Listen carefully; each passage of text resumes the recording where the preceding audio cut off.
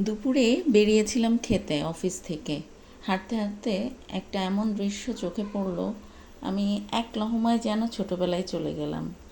ছোটোবেলায় বাজারের যেই দৃশ্য দেখতাম গ্রামে, একটা দোকানে বাংলা সিনেমা চলছে, সেখানে সবাই চা খেতে বসেছে, একে অন্যের সাথে আড্ডা দিচ্ছে, বন্ধু হয়ে উঠছে, পরস্পরের সম্পর্কে জানতে পারছে বা একজন আরেকজনের খোঁজ নিচ্ছে, ভ্রাতৃত্ব বোধ যেন আরও দৃঢ় হচ্ছে, তেমনই কিছু। আবার দোকানেরও কিন্তু লাভ হচ্ছে। সবাই মিলে যখন কথা বলছে আর সিনেমা দেখছে, কেবল তো বসেই থাকছে না, চাও খাচ্ছে, এতে দোকানেরও লাভ। বেশ মজা লাগলো। একেবারে মনে পড়লো গ্রামে হাটের বাজারে যখন যেতাম, এরকম কিন্তু দেখাই যেত। তারপর আর কি, খানিকটা ওদেরকে সময় দিয়ে হাঁটতে চলা, আবার ফের কাজের জায়গায় যেতে হবে। বাচ্চাগুলোর দুরন্তপনা, এ কিন্তু ঢাকা শহরেই, একেবারেই ঢাকার মধ্যেরই একটা দৃশ্য এটা।